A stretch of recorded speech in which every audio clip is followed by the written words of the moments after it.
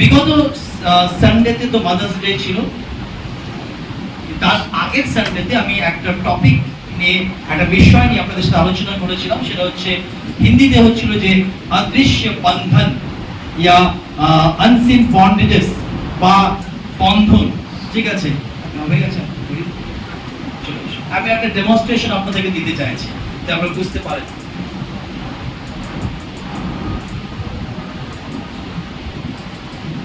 রাজাকে সবাই দেখতে পাচ্ছেন? হ্যাঁ।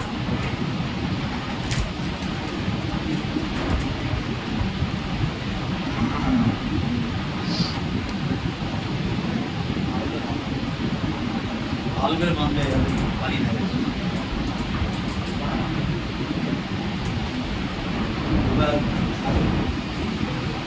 ঠিক আছে, ওকে। যদি ভাই দইটা দেখা যাচ্ছে না, একে কি মনে হচ্ছে? একে বাঁধা হয়েছে, তাই না? इसको বাঁধা हुआ है, একটা দড়ি দিয়ে বাঁধা হয়েছে। ঠিক আছে, মুশকিল হয়ে গেছে। তো একে আমরা বেঁধে রেখেছি, ঠিক আছে। আর এই বাঁধাটা আপনারা কি করছে, আপনারা দেখতে পাচ্ছেন যে তাকে বাঁধা হয়েছে। এটা আপনি আপনার চোখে আপনি দেখতে পাচ্ছেন যে বাঁধা হয়েছে। আর আমাদের ভাইও এটা বুঝতে পারছে যে তাকে বাঁধা হয়েছে, ঠিক আছে। বুঝতে পারলাম আমি কি বলতে চাইছি আপনাদেরকে। এই যে দেখলাম বাঁধা আছে, আপনারা দেখতে পেলেন তাকে বাঁধা হয়েছে।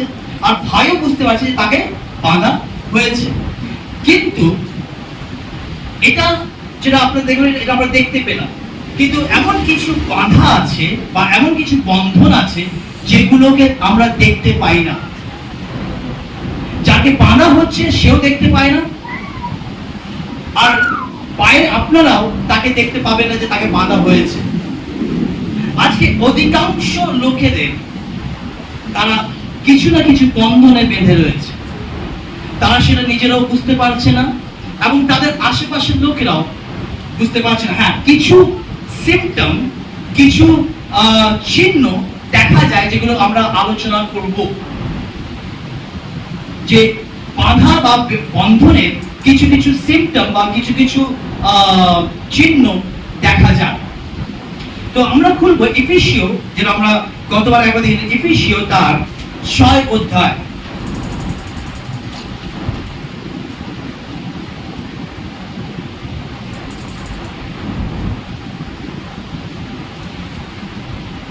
আর তার 10 থেকে আমার জন্য আরেকবার পড়বেন। শেষ কথা এই, তোমরা প্রভুতে ও তাহার শক্তির পরাক্রমে বলবান হও, ঈশ্বরের সমগ্র যুদ্ধসজ্জা পরিধান করো। ও বলছে শেষ কথা এই যে তোমরা কি কহো,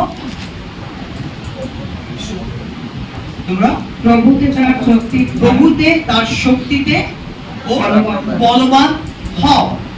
এর অর্থ কি? এর অর্থ হচ্ছে এমন কিছু পৃথিবীতে অদৃশ্য বিষয়গুলো রয়েছে যেগুলো আমাদেরকে দুর্বল করে। যে পরিস্থিতিগুলো আমাদের সামনে আসে, যে অবস্থাগুলো আমাদের সামনে আসে, সেগুলো দেখে আমরা অনেক সময় ভয় পাই, অনেক সময় দুর্বল হই, অনেক সময় আমরা জীবনের যুদ্ধে আমরা হেরে যাই।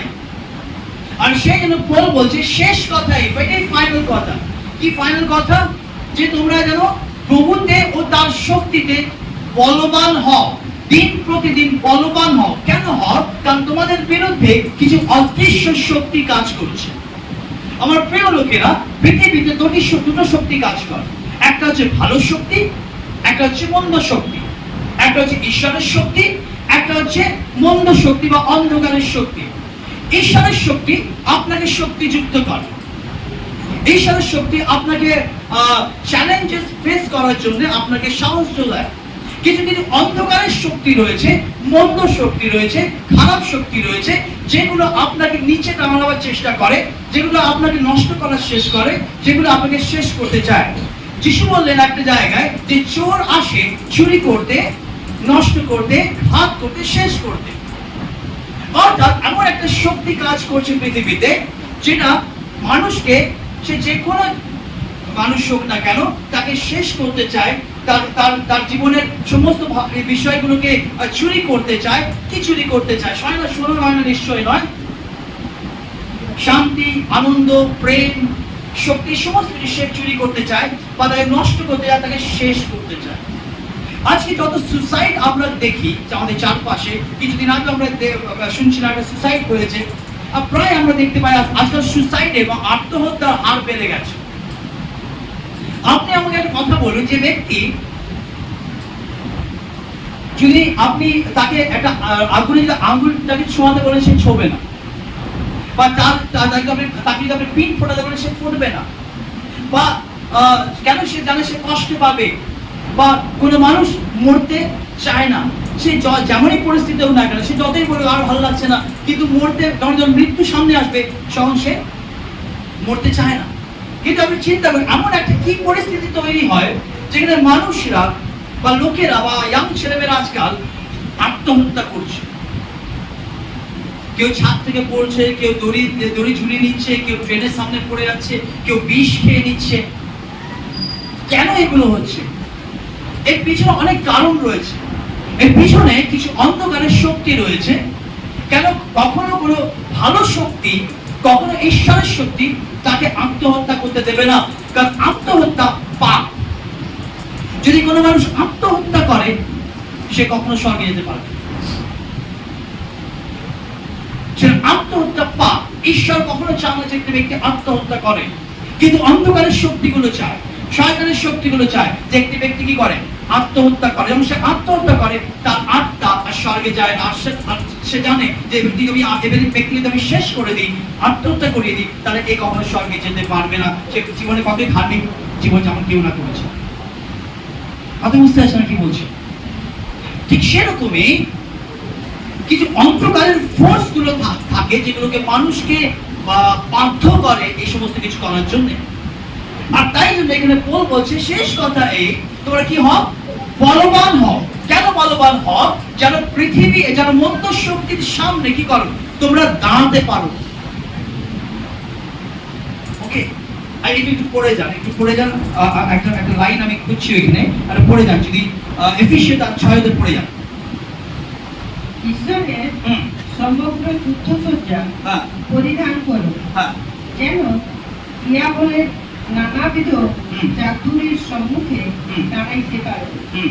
কেননা রক্ত মাংসের সহিত নয়, কিন্তু আধিপত্য সকলের সহিত, কর্তৃত্ব সকলের সহিত,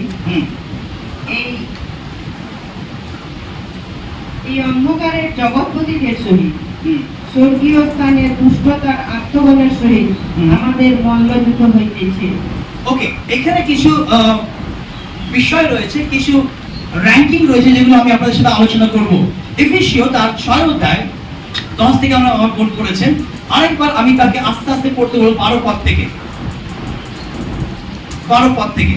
কেননা হ্যাঁ, রক্ত মাংসের সহিত নয়। ओके, সবাই বুঝতে পারছেন? सबको समझ में आ रहा है? हिंदी वालों को समझ में आ रहा है? हाँ, সবাই বোঝার চেষ্টা করুন, কারণ এগুলো অনেক বিষয় রয়েছে। ঠিক আছে, বলুন একবার। হ্যাঁ, কেননা রক্ত মাংসের সহিত নয়। তো আপনার আর আমার লড়াই কাদের সাথে নয়? রক্ত মাংসের শরীর সাথে নয়। অনেক সময় আমরা আমাদের প্রতিবেশীর সাথে আমাদের ঝগড়া হয়। ওকে, কারণ আমরা তাকে দেখতে পাচ্ছি, সে আমাদের বিরুদ্ধে অন্যায় করেছে, আমরা তাকে অন্যায় করে যাই করে না করে ঝগড়া হয়। অনেক সময় আমাদের পরিবারের মধ্যে দিয়ে ঝগড়াঝাটি হয়, অনেক সময় মারপিট অব্দি চলে যায়। ঠিক আছে, আর আমরা ভাবি, কারণ তখনই লোক আমাদের বিরুদ্ধে কথা বলে, লোক আমাদের সাথে ঝগড়া করে, আমরা ভাবি এই লোকটা হচ্ছে দোষী, এই লোকটা হচ্ছে দোষী। কিন্তু আমার প্রিয় লোকেরা শুনবেন, সেই লোকটার পেছনে একটা ফোর্স কাজ করছে, একটা অন্ধকারের শক্তি কাজ করছে। কারণ আমাদের লড়াই রক্ত মাংসের সহিত নয়।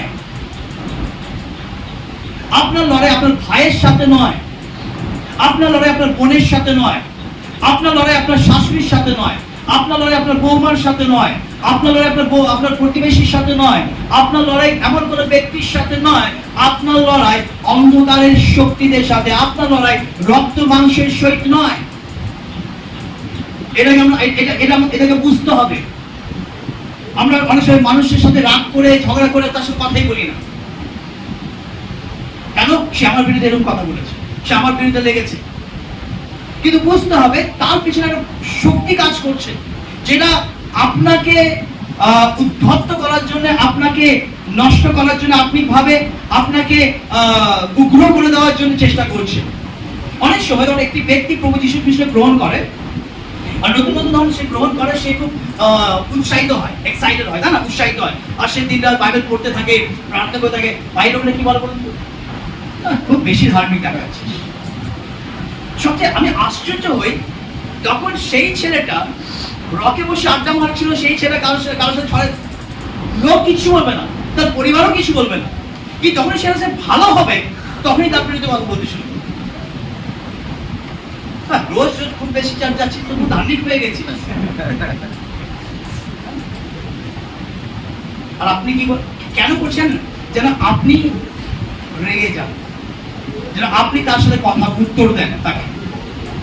আর যখনই আপনি দেখো উত্তর দেবেন, তা কি বলে, এই দেখেছিস, দেখি তোমাদের রাগ এখন আছে, যেন ওর মধ্যে রাগ নেই, সামনে বেলার মধ্যে রাগ আছে। এই তুই কিরকম প্রভুকে জানিস, তুই রেগে যাচ্ছিস।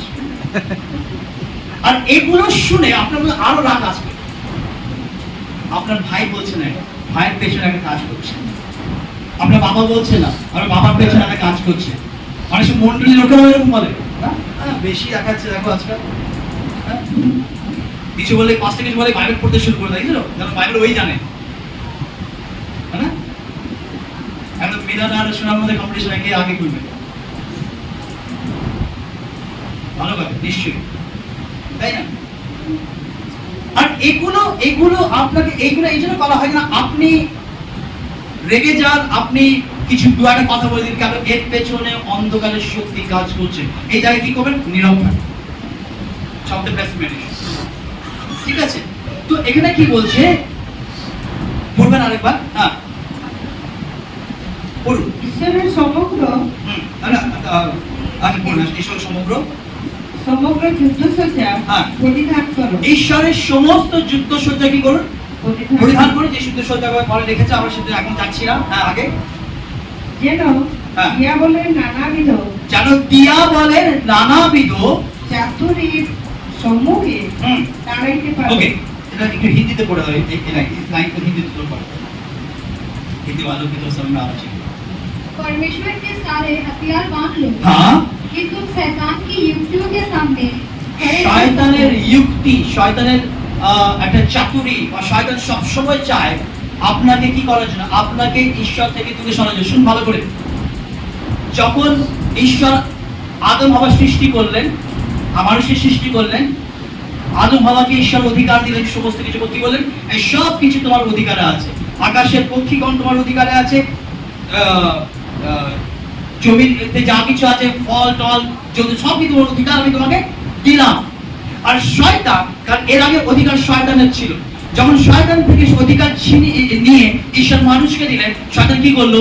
সঙ্গে সঙ্গে এলেন আর আদম হাওয়াকে প্রভাবিত করতে শুরু করলেন, যেন আদম হাওয়া পাপ করে, আর যে অধিকার ঈশ্বর তাদেরকে দিয়েছে সেখান থেকে, সেই অধিকার থেকে তারা বেরিয়ে আসে, যে উপস্থিতি ঈশ্বর তাদের সাথে আছে সেই উপস্থিতি তারা বেরিয়ে আসে।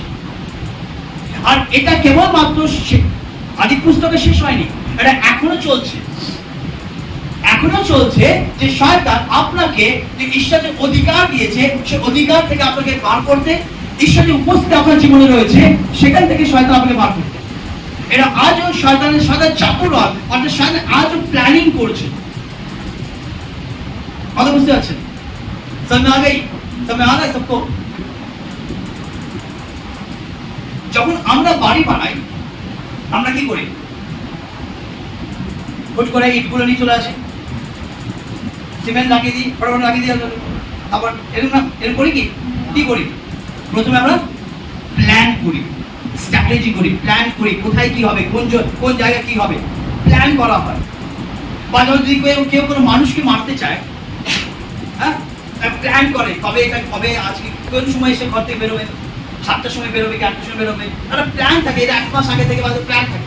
ঠিক সেরকমই শয়তান প্ল্যান করে আমাদের প্রত্যেকের জীবনে। একটা কথা মনে রাখবেন, আপনার কজন শয়তানকে জানেন? শয়তান আপনাদের সবাইকে জানে, সবার নাম জানে, আর সবার পিছনে একটা প্ল্যান করছে শয়তান আপনাদেরকে, হয়তো আপনি জানেন না।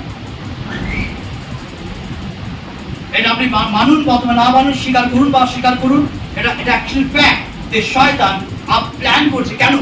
কারণ বাইবেলে যিশু বলছেন যে ভিতর ভিতর শয়তান আমাকে চেয়ে নিয়েছে তোমাকে। কেন তোমাকে কি করে? ফটকারে, হিন্দু বলে গেমতে সমান ফটকারে। কেন প্ল্যান করেছে শয়তান?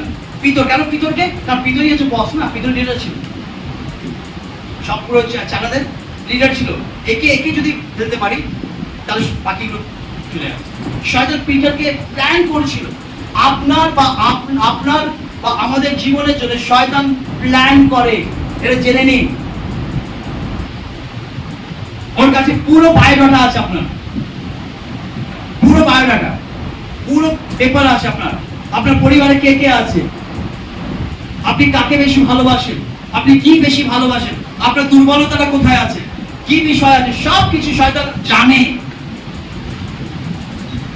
আর পুরো প্ল্যান করে যে কিভাবে ও আপনাকে শেষ করবে, কোনটা দিয়ে আপনাকে শেষ করবে, কোন অস্ত্র দিয়ে আপনাকে মারবে।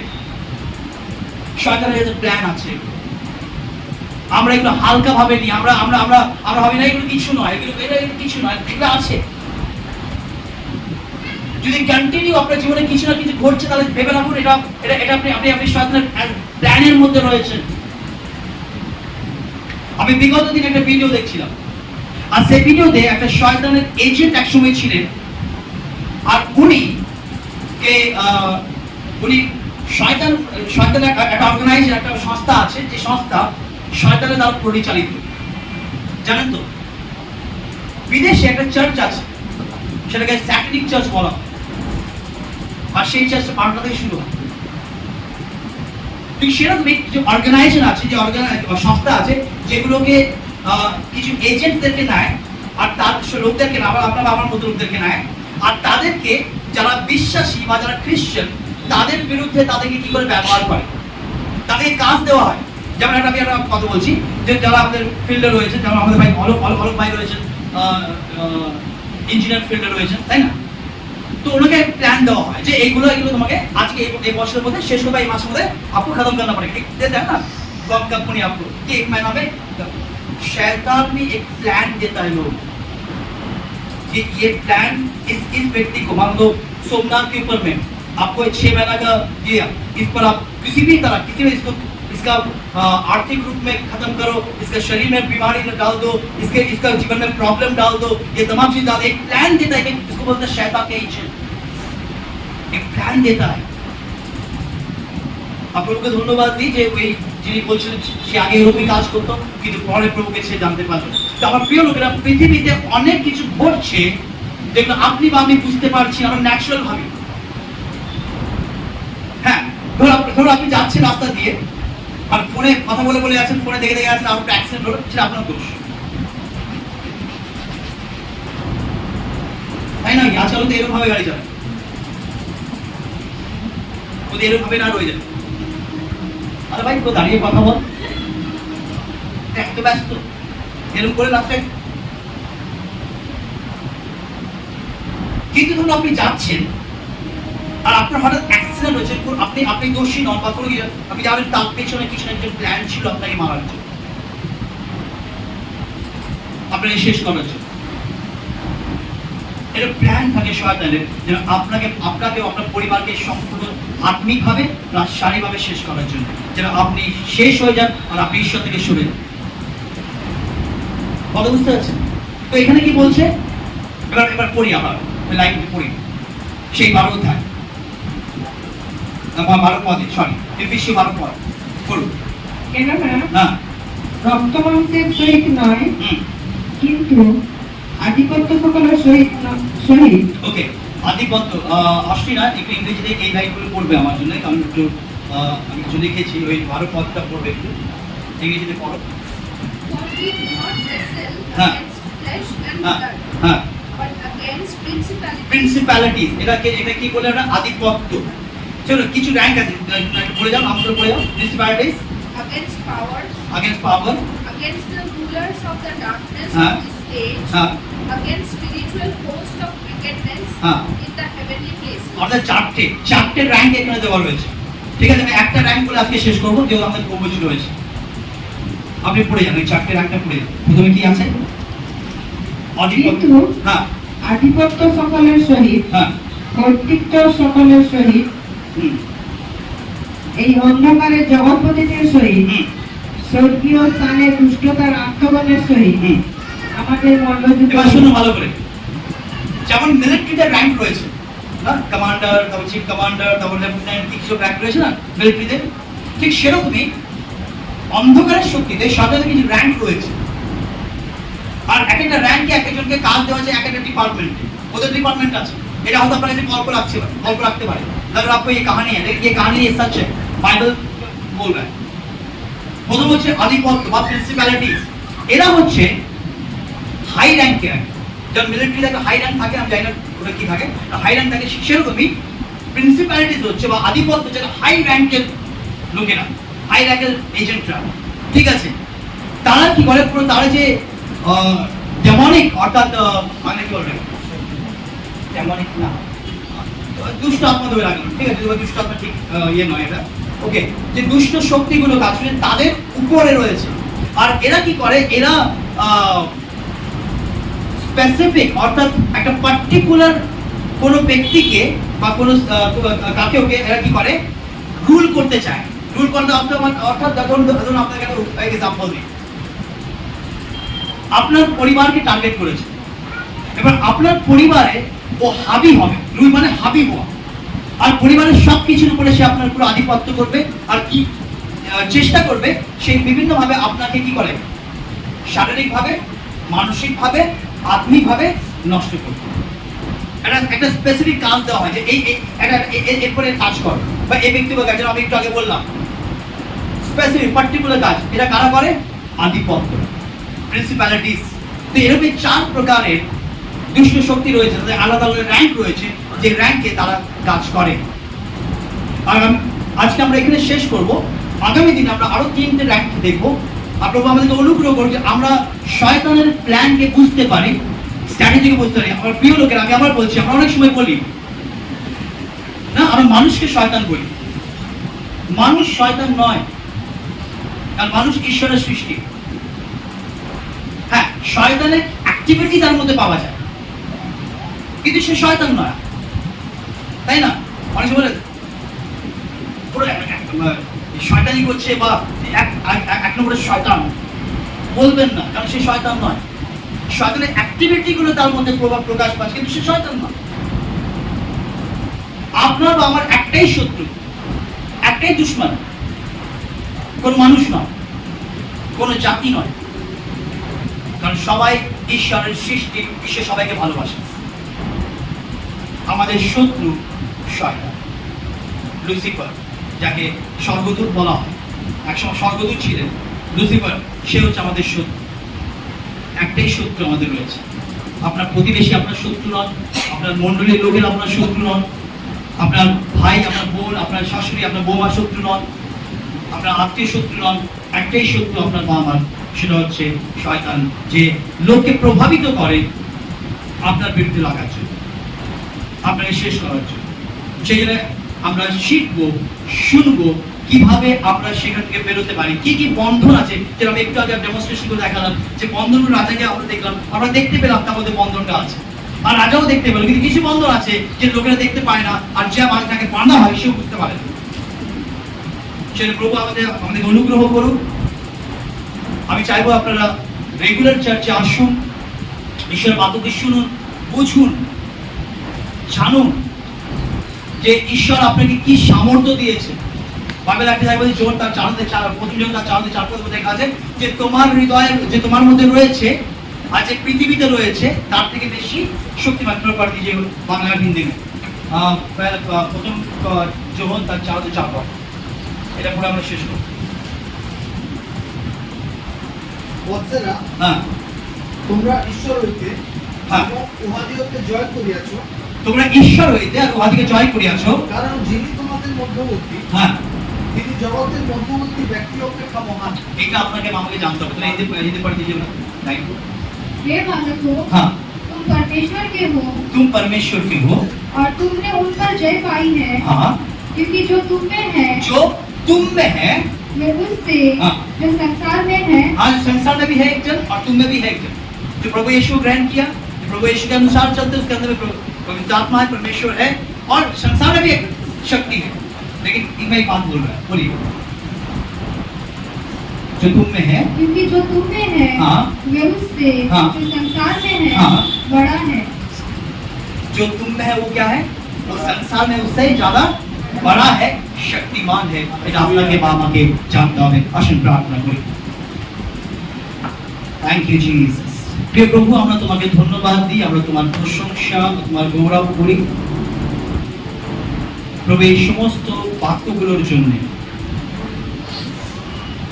প্রভু, আমাদেরকে তুমি জানাচ্ছ যে অবিরত আমাদের যুদ্ধ হচ্ছে, যেগুলো আমরা বুঝতে পারছি না, আমাদের যুদ্ধ স্থানকে আমরা জানি না, আমরা অনুভব করতে পারি না যে আমরা যুদ্ধ করছি। ডাইরেক্টলি ইনডাইরেক্টলি ইচ্ছে বা অনিচ্ছা অনুসারে যুদ্ধ করে চলেছি। কিন্তু তুমি তোমার বাক্যের মধ্যে দিয়ে আজকে আমাদের কাছে খোলাসা করছো যে কাদের সাথে আমাদের যুদ্ধ হচ্ছে, কোথায় আমরা যুদ্ধ করছি, কিভাবে আমরা যুদ্ধ করছি। এই সব তুমি আমাদের সকলের প্রতি তোমার অনুগ্রহ দাও, যেন আমরা এই সমস্ত গুলোকে অনুভব করতে পারি, বুঝতে পারি তোমার বাক্যের মধ্যে। সেই বুদ্ধি, সেই জ্ঞান আমাদেরকে দাও, পবিত্র আত্মা আমাদেরকে বোঝাও, আমাদেরকে শেখাও প্রভু, যেন আমরা এইগুলোকে শিখতে পারি, বুঝতে পারি আর আমরা বলবান হতে পারি। আমরা প্রভুতে ও তার শক্তিতে বলবান হতে পারি প্রভু, যেন আমরা শয়তানকে সুযোগ না দিই। এর অনুগ্রহ তুমি আমাদের সকলের প্রতি করো। সমস্ত গৌরব আমরা তোমাকে দিই। আজকে মেয়েছের সম্মুখীন আমরা হচ্ছি, নিজেদেরকে তোমার হাতে সমর্পণ করি প্রভু। আমাদের দেহ মন প্রাণ থেকে রাখি পবিত্রভাবে, শুদ্ধভাবে, শুদ্ধ হৃদয় নিয়ে তোমার সম্মুখে, মেয়েদের সম্মুখীন হতে আমাদের সাহায্য করো। সমস্ত গৌরব তোমাকে দিই, যিশু খ্রিস্টের নামে চাইছি, আমেন। আমেন।